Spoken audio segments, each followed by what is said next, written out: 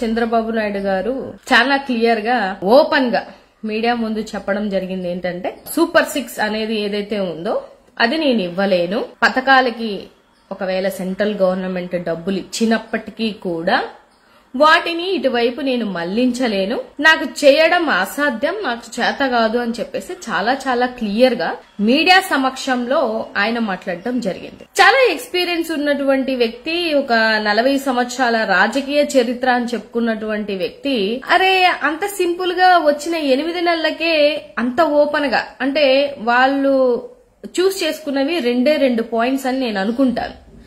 ఒకటి సూపర్ 6 అనేటువంటి పథకాలు ఇస్తాము అని చెప్పి మేనిఫెస్టోలో పెట్టడం. 2 నేను సంపద సృష్టిస్తాను అని చెప్పి జనాలకి కళ్ళబొల్లి మాటలు చెప్పడం.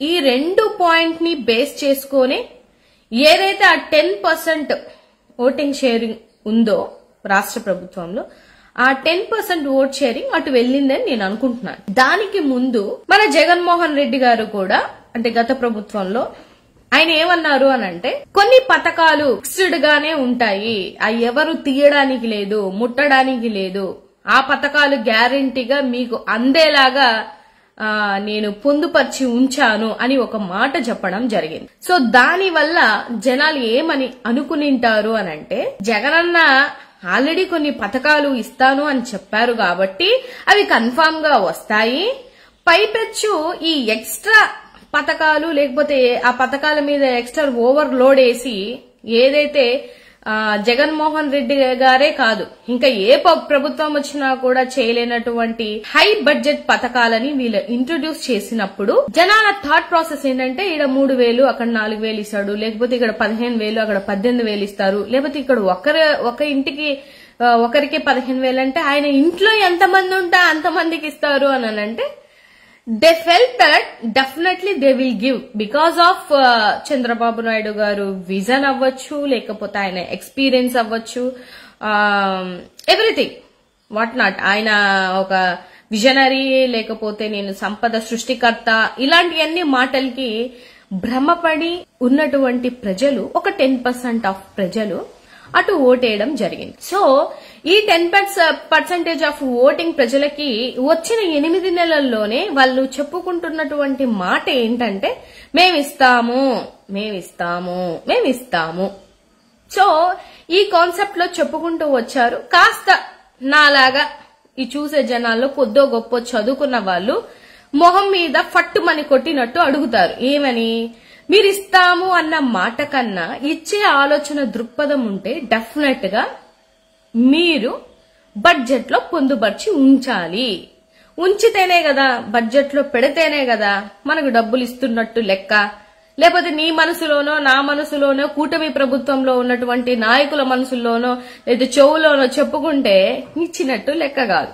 ఏదైతే వాళ్ళు ఇస్తానన్నటువంటి అమౌంట్ అది వాళ్ళ మనసులో కాకుండా బడ్జెట్ లో పెట్టుంటే డెఫినెట్ గా మనం కూడా ఏమనుకునే వాళ్ళం అంటే లేదు వాళ్ళు కూటమి ప్రభుత్వం వాళ్ళు బడ్జెట్ లో పెట్టారు, డెఫినెట్ గా ఇస్తారు, we are wait for our time అని చెప్పేసి వెయిట్ చేసేవాళ్ళు. ఇక్కడ జరిగింది ఏంటంటే ఒక చిల్లి పైసా కూడా వాళ్ళు బడ్జెట్ లో పెట్టలేదు. ఒక దీపం పథకం కింద ఆ దీపం పథకం కూడా ఏం చెప్పారంటే గతంలో 3 గ్యాస్ సిలిండర్లు ఇస్తారు అని చెప్పడం జరిగింది. సో 3 గ్యాస్ సిలిండర్లు అంటే మనం ఏమనుకున్నారంటే ఆడవాళ్ళందరూ ఏమనుకున్నారు, అమ్మయ్య 3 సిలిండర్లు ఇస్తారు, ఏది ఆ 10% ఆఫ్ ఓటింగ్ వేసిన వాళ్ళు మాత్రమే చెప్తున్నారు. ఎందుకంటే 40% ఓటింగ్ మన పార్టీకి వచ్చింది కదా, అంటే 1,30,00,000 మంది ఈ వైపు అతను ఇవ్వడు అని చెప్పేసి ఇటువైపు మొగ్గు చూపించి ఓట్లేసిన వాళ్ళు ఉన్నారు. సో పాపం ఆ ఓట్లేసిన వాళ్ళని తప్పు మనం ఒక మాట కూడా అనడానికి వీలు లేదు. బట్ ఈ 10% ఆఫ్ పీపుల్ ఎక్స్పెక్ట్ చేసింది ఏంటి అని అంటే సో ఇస్తానన్నారు కదా అని ఆలోచన దృక్పథంతో వేశారు. సో జనరలైజ్డ్ గా కంపెనీస్ గ్యాస్ కంపెనీస్ ఇచ్చినటువంటి డేటా ప్రకారం 1,55,00,000 మంది లైవ్ లో ఉన్నటువంటి సిలిండర్ కలెక్షన్స్ ఉన్న వాళ్ళు ఉన్నారు. సో ఇంటూ 895 రూపాయలు వేసుకున్నట్లయితే దగ్గర 4,200 కోట్ల రూపాయలు వీళ్ళు బడ్జెట్ లో మెన్షన్ చేయాలి. అంటే వీళ్ళు ఇస్తానన్న 3 సిలిండర్ల డబ్బులు. బట్ మన పెద్ద మనుషులు ఏం చేశారు అనంటే 895 కోట్లు చేశారు.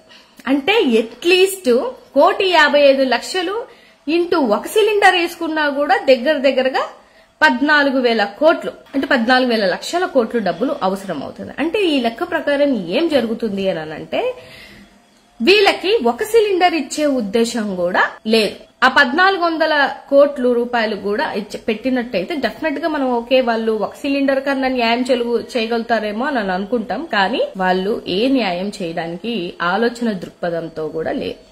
ఇంకా పెన్షన్ అంటారా, పెన్షన్ చాలా మంది మేము పెంచాం కదా 1,000 రూపాయలు, పెంచాం కదా 1,000 రూపాయలు అని అంటే పెంచిన వాళ్ళు పెన్షన్స్ కి తీసేసిన పెన్షన్స్ ఎన్నో కూడా లెక్క కడితే దగ్గరగా 30 లక్షల మంది పెన్షన్స్ తీసేశారు. సో ఏది ఏమైనా కూడా వీళ్ళు నిన్నో మొన్నో చాలా మందికి తెలిసిన విషయం ఏంటంటే వికలాంగులకి 6,000 రూపాయల పెన్షన్ వస్తుంది కదా, అది పాపం కూటమి ప్రభుత్వం వాళ్ళకి నచ్చలేదన్నమాట. ఆ 6,000 రూపాయలు కూడా ఏదో ఒక విధంగా దోపిడీ చేద్దామనే ఉద్దేశంతో మళ్లీ వాళ్ళకి బ్లడ్ టెస్టులు చేశారనమాట. పుట్టుకతో కుంటి లేకపోతే అంగవైకల్యం అంటే ఫిజికల్ ఛాలెంజెస్ పీపుల్ అంటారు వాళ్ళని. సో వాళ్ళని కూడా మళ్లీ టెస్టులు చేయించి ఒక ఫోటో కూడా చూశాను నేను కూడా మెన్షన్ చేశాను.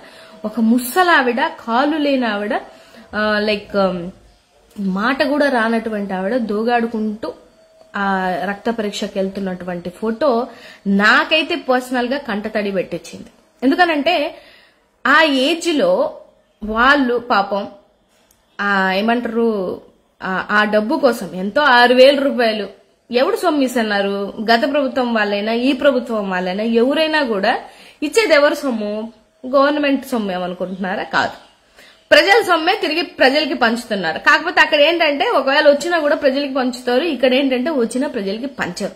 ఇదే డిఫరెన్స్. గత ప్రభుత్వానికి ఈ ప్రభుత్వానికి ఉన్న డిఫరెన్స్ ఏంటంటే ఇదే. సో ఈ నచ్చని ప్రయత్నాలలో ఎక్కడో చిన్న హోప్ ఉండే ఆ 10% కి ఏదేమైనా కూడా ఇస్తారులే అని నిన్నటితో వాటన్నిటికీ బ్రేక్స్ పడింది.